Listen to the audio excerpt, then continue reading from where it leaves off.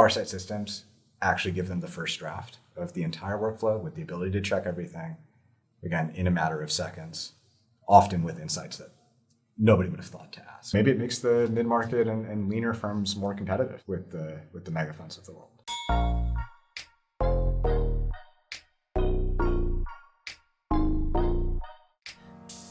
Welcome to Partner Path, a podcast that unpacks the venture capital and growth equity ecosystem from a junior perspective. Young entrepreneurs and investors have already had a massive impact on the industry, having started unicorns and launched billion-dollar funds. We discuss these success stories and more by sharing perspectives and advice from some of the industry's most prominent role models. This podcast expresses our views as of the date published and does not represent the views of and is not endorsed by any company for which we work. Before we get to the episode, Laura and I are excited to announce a partnership with Overlap. Fresh out of Y Combinator's summer batch, Overlap is an AI-driven app that uses large language models to curate the best moments from podcast episodes. Imagine having a smart assistant who reads through every podcast transcript, finds the best parts or parts most relevant to your search, and strings them together to form a new, curated stream of content. That is what Overlap does. I personally use Overlap to explore content on future podcast guests and highly recommend it as another diligence tool for investors. Check out Overlap on the App Store today. Today, we're joined by Samir and Kunal, co-founders of Farsight AI, a Series A stage technology company providing agentic workflow automation for the financial services sector. Welcome, guys. Thank you. Yeah, awesome to be here. Cool, let's dive in. So you were both engineers at MIT, but you took vastly different routes before founding Farsight. I think it would be great to basically spend time walking through your respective backgrounds leading up to Farsight, as well as the aha moment that basically pushed you to pursue this opportunity. Samir, let's start with you. Yeah, sounds good. So as you alluded to, we're both computer science majors from MIT. That's actually when we met. We actually met during the admitted students weekend that they do when you're like seniors in high school. Yeah, so wow. I guess like 10 years Long now? time, yeah. And we actually didn't really like each other at first, but that obviously improved as time went on. But Yeah. So as a computer science major, I think like fairly early on in college, realized that I wanted to eventually kind of marry my tech understanding with sort of business, financial, just broadly speaking. I actually thought coming out of college, my dream job was to be an early stage VC, and thought that, all right, I've done this 4 years of like great computer science work. Let me go the opposite direction and complement that with sort of this investment banking experience. And so did computer science, investment banking for 2 years at a firm called Evercore. I worked in their M&A group, lots of late nights, but really enjoyed it, made some great friends and learned a lot too. From there, went a little bit closer to early stage VC and did late stage VC at General Atlantic. So focused mainly on consumer internet there. And through that kind of 4 years of MIT and 4 years of Wall Street, just became very apparent to me that the way the job I was doing operated was going to change substantially with AI. And talked to Kunal and our other co-founder, Noah, about whether I was totally crazy. and they kind of said it definitely was possible. And so I kind of overshot their early stage VC piece and just went from late stage to starting my own company. There we go. Yeah, absolutely. Look, my background is a lot less financial services focused. It took a journey to get here, but yeah, my background is mostly technical, right? So computer science undergrad, as Samir already explained, but after that, I stayed on at MIT to do my master's, and this was in natural language processing, just right around the time where transformer models started to become a lot more prevalent. So really good time for me to be studying what was at the forefront and has now become obviously a really rapidly advancing tech. But from there, I became an early employee at Hugging Face, which was at also the forefront of the foundation model side of things in open source. And this is really where I started to get a little bit of a taste of financial services. So basically a large part of my role there was advising some of their large enterprise clients in financial services like Bloomberg, Two Sigma, Point72 on their AI strategies. And this was kind of full life cycle from pre-training their own foundation models to optimizing, serving these things at inference time. And I really got to witness firsthand some of the really cool technical problems that lived in financial services. And so that was my first flavor. And I think things really started to click over the last few years as the AI field has come to kind of maturity where it really is primed to automate in financial services. If you think about financial services itself, there's so much data that people have to go through in their jobs. There's so much human labor and thinking work that goes on top of that to create end outputs. And given the state of where AI is now, it's really primed for taking cutting edge stuff and actually applying it to financial services. And that's really where I get my interest of, working at Farsight.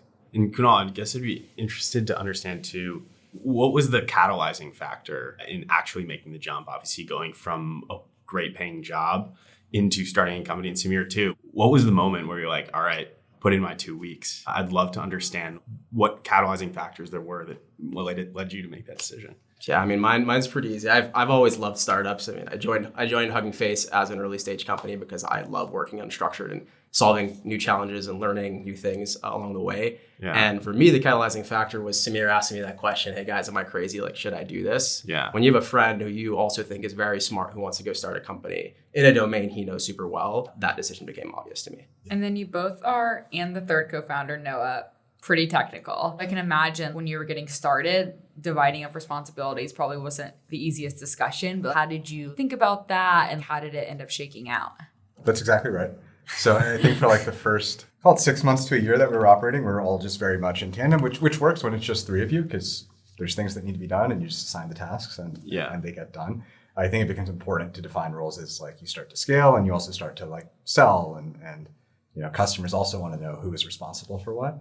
I'll say it was easy because actually all three of us were in the same fraternity at MIT. And so I'd like to think we've had harder discussions in that phase of life than in running a company. And I think that like primed us really well for it. And then I think the other piece is that we kind of naturally settled into the roles that we sort of have today, where obviously I'm a little bit more, I'm by far the least technical on this team. And I think I'm bridging a lot more of that tech and AI with our end customer base.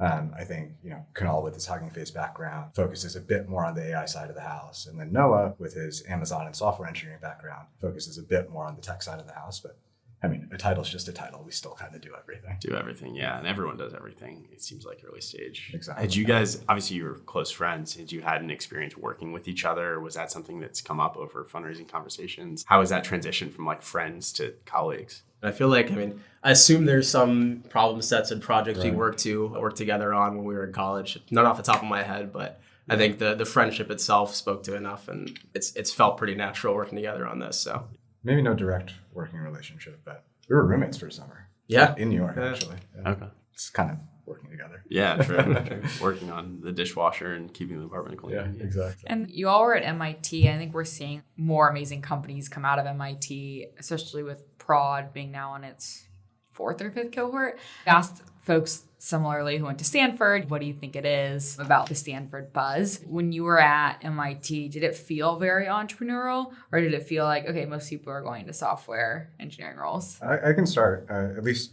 my experience. First of all, half the school, and probably similar at Stanford, half the school is computer science majors, or at least in the undergrad department. And I think the 4 years that we were there, everyone was either doing AI stuff within CS or crypto stuff within CS. Sam Bankman-Fried is an MIT alum as well. Yeah. We're all the crypto guys now. Yeah, exactly. In AI. And so those are the two main camps. And I just think AI is such a big moment and opportunity right now that even the folks that maybe did go to software engineering roles out of school still had that exposure to AI back then and are now, in probably the top 1% to 2% of people who actually truly understand AI where it is today and also where it's going. And AI for coding is a huge market. The top 2 companies are run by fairly recent MIT alums. Right. It's pretty amazing. Yeah. I'd say personally, to me, MIT did feel extremely entrepreneurial. And I think there's sometimes peaks and troughs in how entrepreneurial it is. But I think particularly around our class, there was several close friends of ours that started their own companies. Obviously makes it feel very, very entrepreneurial when your close friends are doing that, but also makes it feel so much more approachable, where I feel like most of the time thinking about starting a company is a huge risk and you're sacrificing well-paying jobs for it. But when you have friends that are also doing that, one, you get way better advice from them on their decision factors, how to go through the difficulties. But two, it's just way more approachable. It doesn't feel like a risk. It feels more like an exciting new opportunity to go start. Now, a quick word from our sponsor. Laura and I are thrilled to announce a partnership with Grata, an intuitive deal sourcing and diligence platform. Keep missing out on private market deals? Ditch the Rolodex and get Grata. Grata's AI-powered platform provides accurate data, deep insights, and time-saving workflows that help get more deals done. And it's trusted by over 500 firms and 3,000 deal makers, including myself. I've personally used Grata in both my deal sourcing and diligence workflows and would recommend their tool to any investor across private equity, growth equity, corp dev, or investment banking. We've negotiated a special offer for our audience. Mention PartnerPath to the Grata team during sign-up, and you'll get free executive seats for your partners and MDs included in your subscription. Now, back to the episode. I think this would be a great time for you guys to lay out what Farsight does for those that aren't aware. Obviously, we have hopefully a pretty big subset of listeners that could be potential users, so would love to hear more about it. At a very high level, we leverage these proprietary AI agents to actually do the work and automate a lot of the very complex workflows throughout financial services. That's a very broad space. And over the last year, 18 months, we've really focused on investment banking and private equity as sort of our beachheads into that market. And when I mean actually do the work, like until recently, we did not have a chat feature in our platform. Instead, our users and our power users are generating entire pitch decks, like 50 pages with Excel backups. They're creating entire prospect lists and drafting emails to them through the AI system. So obviously there's like a huge efficiency aspect to it. We're taking 2 weeks of work and doing it in 5 seconds. But there's also a huge strategic advantage to it that we're starting to see, where firms that are leveraging Farsight are actually winning more deals than their competitors and being smarter about the prices they pay for certain assets. And obviously we hope that continues to stay the case. I guess when you're having discussions with potential customers, how much of the pitch is oriented on performance enhancement versus almost cost savings? Because obviously it makes analysts and associates and VPs more efficient, right? What does that conversation typically look like? Look, I think the cost savings is the obvious piece that like anybody can latch onto. So obviously like the conversation starts there. I think when we become really successful is when we get people to buy into how this is going to make them, millions of dollars on their next deal, or make Fund 2 3x the size that Fund 1 was. Right. I think, and AI can definitely deliver on that. It does take the right partner and the right form factor to really get there. And I was early today actually reading through the AI Insights blog you guys have on your website, which I'd recommend people to go check out. And it gave a breakdown of the different areas that investment professionals see are leveraging today, AI. And it seems like the big buckets were due diligence and sourcing. Obviously, you guys are more focused on the due diligence side of things, my understanding. I guess, do you have a vision into a more holistic AI usage within your customers, or how do you view your long-term vision of this tool you're building? So I actually think definitely check out the blog. It's a few months old at this point. And so while the execution piece was definitely our beachhead, I think we have kind of just put it upon ourselves to become sort of the full stack solution. So as you think about the deal lifecycle from sourcing to doing the pitch to executing to then the post-closing matters, we're really sort of building this tooling across that entire lifecycle. Can you paint a picture for us? If I'm sitting in the role as a private equity associate, how is Farsight helping me? In every deal that they their entire job is either evaluating deals, finding deals, or doing deals. And in each of those functions, there's 10 to 20 highly sort of repetitive tasks that do require some bespoke thinking. Writing the investment memo, coming up with the slide deck that's going to back up your IC meeting, that are largely shared across all of these firms. And each of those workflows takes days, weeks, months. The Farsight systems actually give them the first draft of the entire workflow with the ability to check everything, again, in a matter of seconds, often with insights that nobody would have thought to ask, right? And so that's actually where we see the advantage of doing the work really come through over a chatbot, right? Like if I know the question I want to ask, I probably had a way to get the answer before, but if I'm allowing the AI system to actually now take the whole work product and try to recreate that, it's probably asking questions that nobody had thought to ask before. Yeah, on top of that too, I think about the product, it's very pluggable into the existing ecosystem, right? It's not only that you get this end material that you can go fact check, but it's in the exact formats that these guys are already operating in. So we give that first draft. It's super easy to go pick that up, edit it as they need to, and do some higher level thinking work on top of that, give their own twist to it. But it integrates directly into their workflow as it is. I think that's super crucial. From like a privacy and security perspective, obviously due diligence data rooms are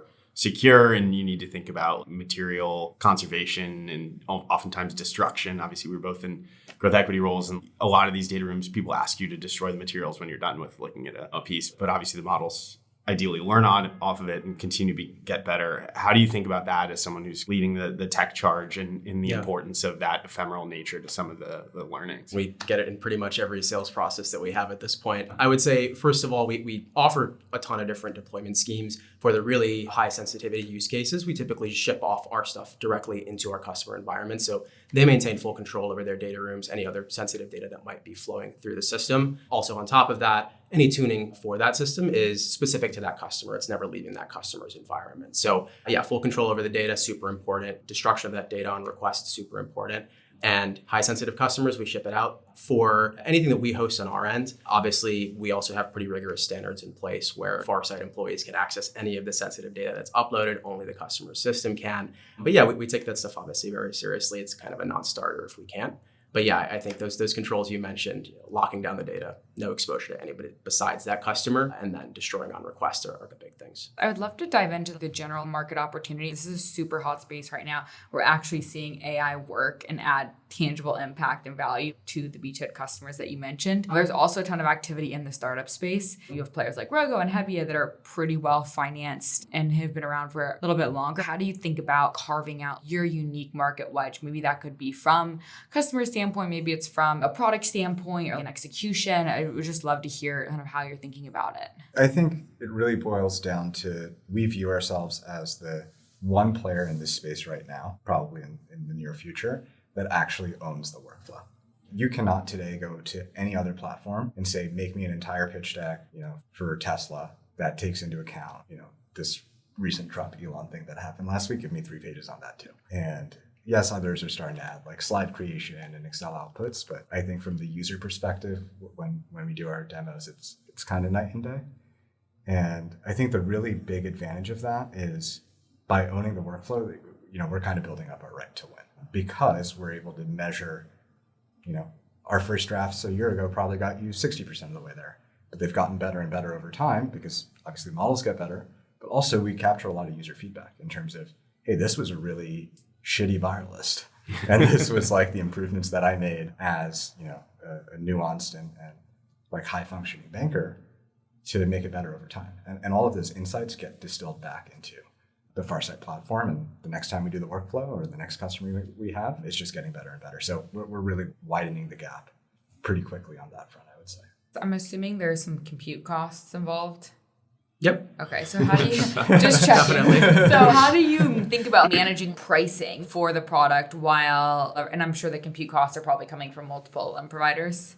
I can speak to the compute side of this. Frankly, the overall cost that we have on our end for LLM providers and even compute on top of that if we're actually running our logic, it's not necessarily that high. We've done a very good job designing the system to be pretty composed of small tasks that our models need to do. So we don't have to spend extreme budgets on fine-tuning super large models or need to leverage the thinking models across way more than what's absolutely needed. So in terms of compute costs, it's quite low. But in terms of actual pricing for customers and models of that, I think I'll let Samir speak to it. Yeah, today we largely do either explicitly per seat pricing or some proxy on that, depending on the firm size, to do sort of a firm-wide license. The reason for that is pretty simple, which is we're already trying to sell a new sort of technology, which is AI. Like let's not try to also have to sell a new pricing scheme. I am super excited for the world where we can charge per unit of work delivered, right? Like we are time and time again, have been doing this for a year, delivering the exact units of work, and we know what value those carry.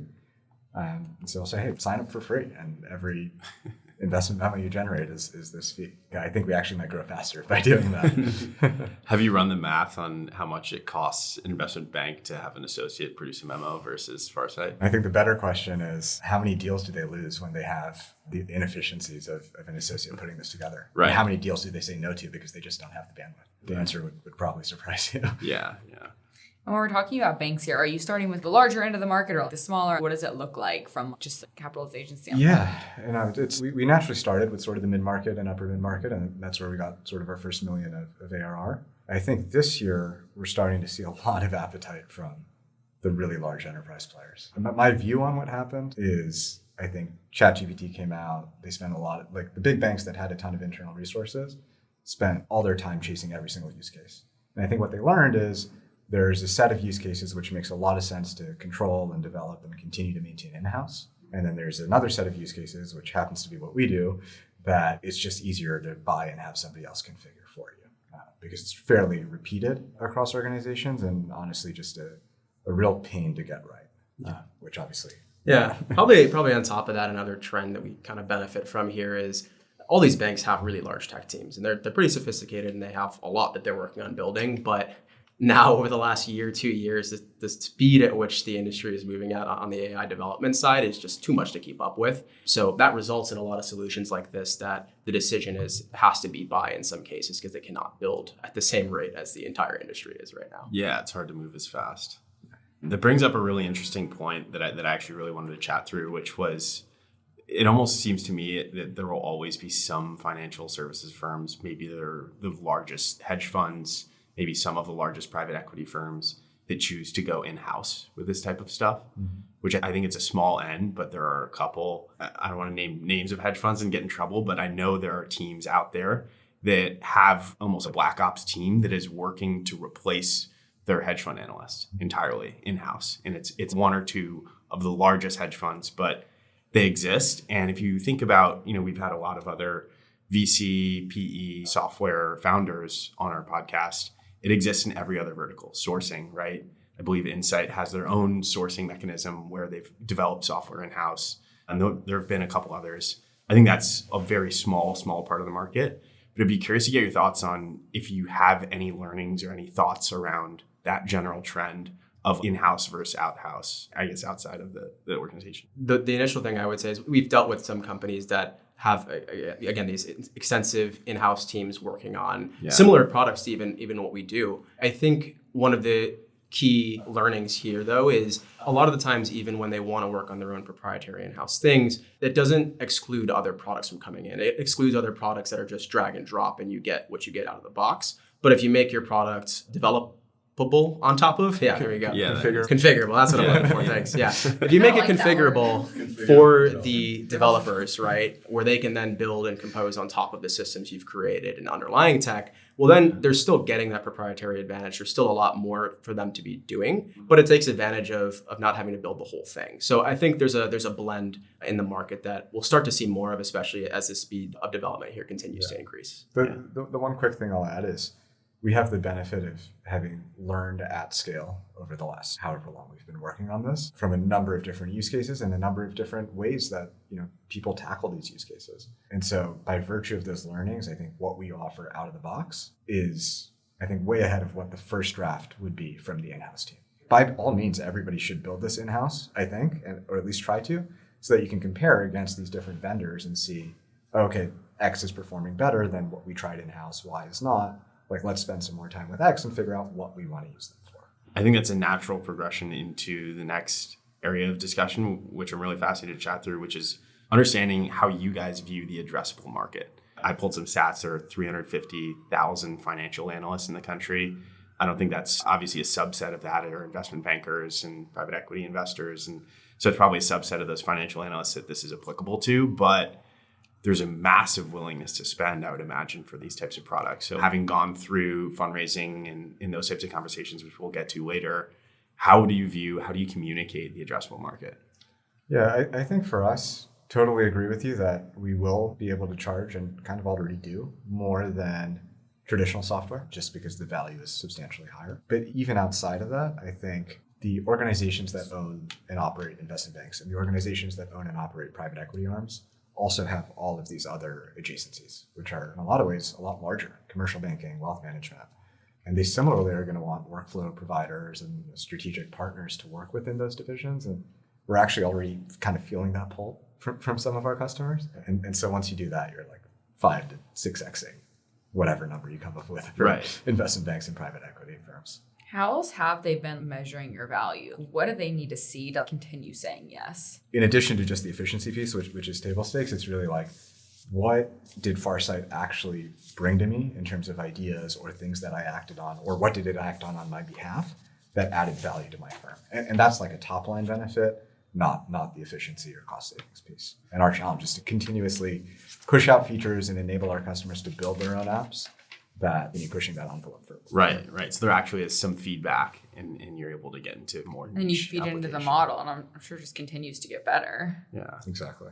Actually, one for you. How does model improvement play into obviously the product, but the pitch and understanding the power of the platform? There will continue to be, 5.0, 6.0, better and better models. Yeah. How important is that to the usefulness of the product today, but obviously tomorrow, and then the pitch as well in the sales? You're speaking process? of like foundation models. Yes, foundation models. Yeah. Yeah. Look, it's super crucial. I would say foundation models as well as frameworks too, which kind of come out every day, it seems like at this point. I think it's super important to stay on top of those things and super impactful to the product, right? If we think about our thesis, which is owning the workflow, right?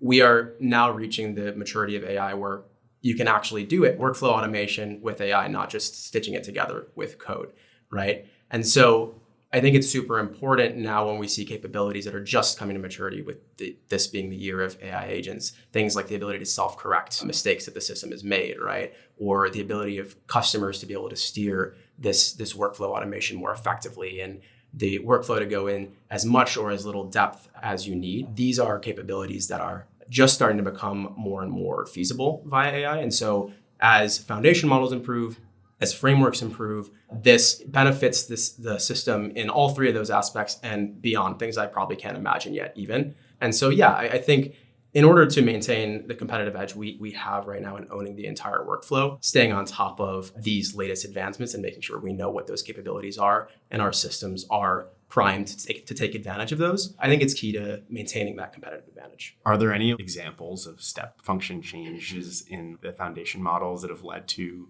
new use cases that are now become unlocked and available? One thing I would say, the examples I just brought up, right? Self-correction is a huge thing, right? Just taking passes through the system where previously it was hard to rely on models to take several steps successively and correctly, right? And we have a high quality bar in financial services, particularly investment banking. And so sometimes you get passes through your system that are incorrect. And I think over the last year, particularly with the introduction of these thinking models with the O series from OpenAI, and now everybody else kind of following suit, those models are starting to show a lot more promise in the ability to chain successive calls together. So let me reason on top of the first answer I provided and see if there's something better I should do. Should I go pull down data from a new source? Should I go back to the customer for further feedback? And that can completely alter the trajectory of the system. I think these are things that have only just started to be unlocked, but as you can imagine, make the system so much more configurable to each user. And I'd say that's a huge unlock for our customers. Yeah. In your mind, do you have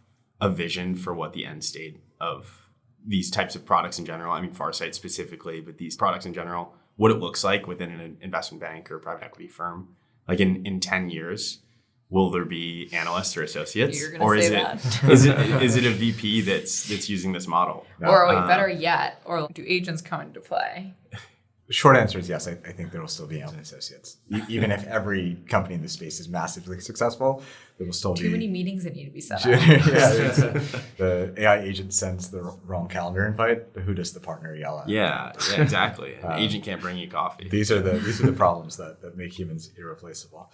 But yeah, jokes aside, I think like my view on this is that there's always more to do. It's a super competitive industry, and so as the tooling gets better, the bar at which you're competing on just gets higher and higher. So if everybody now has the ability to do models very quickly or to, go out and source deals faster than the next, well, then you start differentiating on other pieces, right? Like there's probably a higher amount of capital in the market 10 years from now than there is now. And you have a set number of firms to manage and deploy it. But it's just the field that they'll be playing the game on will be much more intellectual. It'll be much more like, what value are firms actually adding to companies, which I can say that having done it before. Yeah. Realistically, that's how you get to like capital not being a commodity. So you get these firms playing more on actually helping the companies hit that next level of growth or, doing the turnaround strategy, what have you, versus spending all their time just chasing deals and throwing bids around. Yeah, you can almost make an analogy or reference to the Dread Barbarians at the Gate, but where they pulled a stack of the P&Ls and have to sift through it by pen and paper. Obviously, Excel is a similar unlock. Yeah, I love that. I love that. Maybe it makes the mid-market and leaner firms more competitive with the mega funds of the world. Have there been any surprises that you've encountered with customers, financial institutions as you were implementing the product? General feedback that shaped the product. I mean, one thing that was definitely surprising to me as an initial piece of feedback is the paradox of choice, right? If you give too flexible or too open-ended of an input, which is kind of what everybody's doing with LLMs today, it makes it way more difficult to even get started. So I think that's a large part of what's played into our product, where it needs to be a little bit more prescriptive at the start, at least. Obviously, it's a line you got to toe between the steerability and prescriptiveness. But yeah, being too open-ended can be a difficulty. We had I don't know if this is surprising or funny, but I'll share it. We had a bit of an outage a few months ago where like for 2 days, the Farsight platform just wasn't working through not really fault of our own, but obviously we fixed it and took ownership. We had a number of sort of folks on our check-ins with existing customers come back to us and say, wow, like I had no idea what to do when Farsight was down. Like I actually had to like go back and like relearn how to do this thing. And these are not tasks that are critical or value differentiating, but it was a nice piece of feedback, which honestly I never would have actually expected. Yeah, it's a reminder of how much value you're adding. Yeah, it was cool to hear. I guess it'd be interesting to turn to understanding your respective moves from your prior roles to your current roles and how the different responsibilities, more managerial, has impacted how you view the world and just your general experience. Kunal, obviously you're COO, and you obviously were in more of an individual contributor role at Hugging Face, is my understanding. I'm sure you had some managerial responsibilities, but how has that transition been, and what surprised you most to moving towards managing people and a team and having that hat? Yeah, one thing I'll say first, credit to Hugging Face on this one. They did a really good job of creating an environment that was very low overhead or very low structure, and I think led to a very lean and self-starting environment. So that plus the founders there being super approachable, Clem, Tom, Julian, you can talk to them and ask them questions on how they make their decisions. That obviously made things a lot easier. But that being said, obviously completely new challenges to face here. I think a lot of the challenges I had dealing with scale at Hugging Face were very acute in my IC role. And now they're way more general, right? There's strategic things that have to be worried about, future prioritization, and then the managerial side for sure. I think one difficulty, and this is mainly more personal, I guess, is I love being an IC sometimes. It's really cool, especially when the tech is developing so fast, to get your hands on it and try new things. But obviously that isn't the case when you need to manage people. Recruiting itself and management overhead obviously takes a lot of time. But I think the silver lining to it is when the company's doing cool things, it still feels as rewarding. So that's kind of how I see the transition. Obviously, Samir, you were in an investing role, and now you've got investors coming to you, knocking down your door. How has it been to be on the other side of the table at those conversations? Any perspectives from your GA experience that have helped? I'd actually say it's probably more fun to be on the investor side because you're making the decisions, right? You're saying yes or no.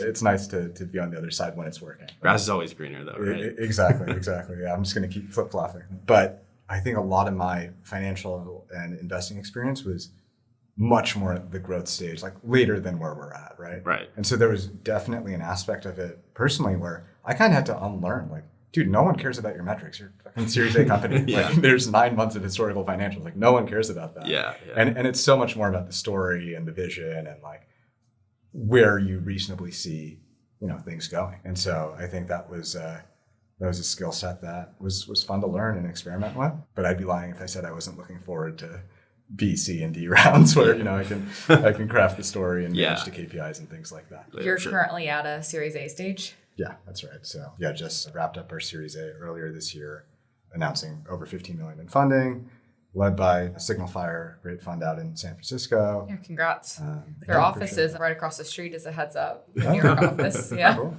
Any learnings from that experience? Obviously, you mentioned briefly almost having to unlearn the growth equity mindset and learn this new Series A mindset.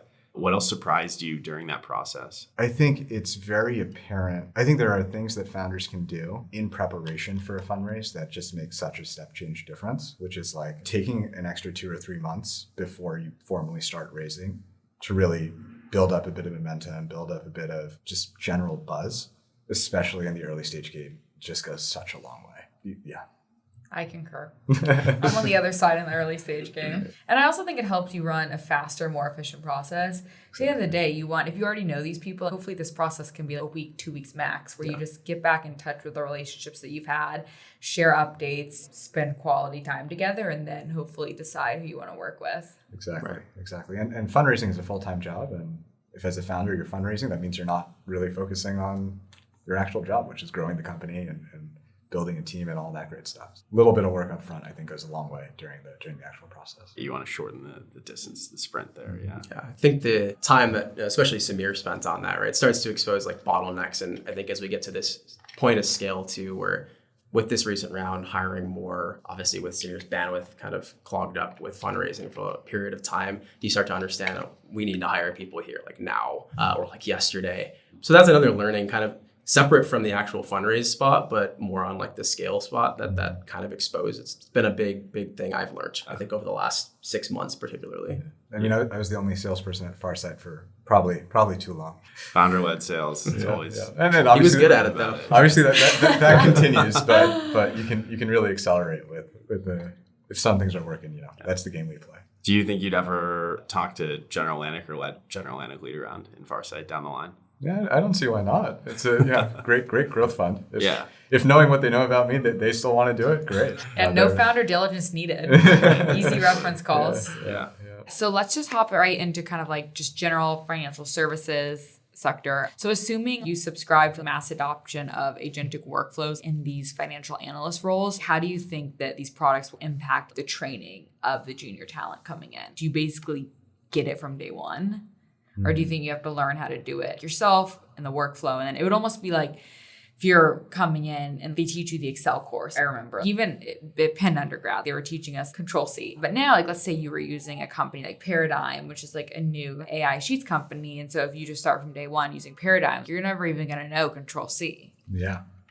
I guess you don't. I guess the question is like, how bad is that for the productivity of these workers and their knowledge? The way I sort of think about it is the goal of these junior roles is to train you to be a really good senior professional in investment banking, private equity, what have you. No seniors that I know like use Excel. Like they might have forgotten Control-C at this point. I hope my old partners don't like blame me for this. But I think the advent of these tools allows the junior bankers and junior investors to get up the curve much quicker. Like right now, their role is what it is because someone needs to do that work. If you now have an AI system that can do the lion's share of that work, you have more people that are focusing on the strategic aspects of a deal or going out and actually building relationships, the things that really matter, I think, in financial services, not the grunt work that's currently done at the junior level. Somewhat analogous, I guess, to how we've already seen this play out in software engineering, right? Where it's like vibe coding is the big thing these days. But that in its own right is still kind of not actually filling the need that software engineers do, right? Vibe coding can get you a very basic product probably, but anytime you're trying to build anything sophisticated, there's a lot of high-level organizational systems work that needs to go into vibe coding in order to make it actually work well. So you can't rely just on the system to create the end output. And I think it's the same thing here, right? There's all these strategic things that go into financial services work where just creating the materials doesn't necessarily get you all the way there. And I think that's what Samir just touched on. I think that's a great analogy, and somewhere I actually wanted to go was understanding how people that have learned to code in the era of vibe coding being allowed and a thing, how has that impacted their ability to make the jump to someone who is more senior and can manage more complex workflows? It's a super difficult challenge right now, I think. I feel pretty lucky, honestly, that I didn't have ChatGPT to rely on during school, because I think now I'm at the point where like I can make these systems designs because it's just the experience I have. But then ChatGPT just makes it so much faster to deliver on. But yeah, frankly, in hiring, recruiting, we're seeing a lot of people who are probably overly reliant on these tools, and it does show in their ability to actually deliver or speak to any of the design challenges that they've had to kind of solve. And so I think it's an open question that remains to be seen. I think maybe it's a trial by fire thing. If you give people more responsibility, they'll have to figure it out. But I think we're kind of in early innings on figuring out if that leap is easy enough right now, or if there needs to be a kind of a fully different behavior here that bridges the gap between vibe coding and actually being able to manage well. In drawing the conclusion out to the impact of investment firms, historically 2 and 20 is the model, right? You need 2% management fee. And what does that cover? Oftentimes the personnel that helps you create the materials to make a decision. How did the availability of these tools impact, or does it impact, what a financial services firm, specifically an investor, looks like in the future? Do you need fewer resources to make those decisions because you have this as opposed to a team of analysts or associates? What's the impact to, even as far as the fee model? Does that mean people can go towards 1% and be totally fine? Mm-hmm. Have you thought about that? Yeah, I would love to see this technology make the market more competitive, where right now you have like a handful of firms that play in each sector and you know who they are because they just have so much institutional knowledge that lives up here, like in your brain, that no other firms kind of have. And to an extent, that'll continue to be a differentiator, but partners leave all the time and they take, their knowledge with them. And I think, like anything else, as there are less things to differentiate on, the price of that service becomes a little cheaper. So I'm not saying that we're going to make the fees go to zero, but I could see a world where there's a much more even playing field by virtue of knowledge and analysis becoming more of a commodity. More broadly, do you have a view on how AI will impact education across the United States? There are really interesting gamification tools like Duolingo, and obviously there are positive applications of AI in education. But as you mentioned, I think coding is a great example. Now with these tools, it might move into the financial analyst type programs. I'm sure it'll move into a lot of other industries pretty quickly. What's your view on the broader implication of AI and how people learn to actually work? Surface level, right? It makes any type of information accessible in whatever pace or format you want it to. So in theory, it should be an amazing thing for education generally, right? But as I alluded to just before, right, it's making things easy to be over-reliant on and making cheating on things much easier as well. That's the short term. I do think the long-term impact here will be net positive. It's hard to build experiences that use this technology to learn effectively, right? To pace it out correctly, to not be over-reliant on it. And so I think longer term, we'll start seeing more companies and experiences. Duolingo is a great example here where this is done more effectively and it's not encouraging that over-reliance. I mean, I think there needs to be a little bit, and the time's not now, but in the next few years, a bit of a rewriting of like what the paradigm is in terms of how we test and what people are learning and what we expect them to learn, to be much more of like a human plus AI collaboration and what can you achieve in that sense, right? And realistically, what that means is, my guess is getting to more sort of creative workflows and judging people on that versus analytical things where I have a multiple choice question and pick A, B, C, or D. I mean, if we have technology that can do that, what is the benefit of being able to pick one out of the 4 choices that are there? Awesome. Should we wrap with a quick fire round? Cool. Sure. Let's do it. Okay, we're going to go back and forth, okay? Cool. So we'll give you the first one. Yeah. What's your favorite AI productivity tool? I really like Granola. Me too. Meeting note taker. I'm not an investor, have no affiliation with the company. It's amazing. Likewise, and I love it. One word to describe the culture at Farsight. Say reliable. Yeah, it's as important for our product as it is for the team behind it. One investment, public or private, that you would make today. Not investment advice, but Yeah. We talked about it. They might be on the podcast soon, but Evoca, I think, is doing really cool stuff. Yeah, we're excited. Biggest lesson or learning from Farsight this far? Ooh, I think it deals with the scale we're at currently and the challenge we're facing. I think being able to trust your founders and team to pass off some big responsibilities you have is super important.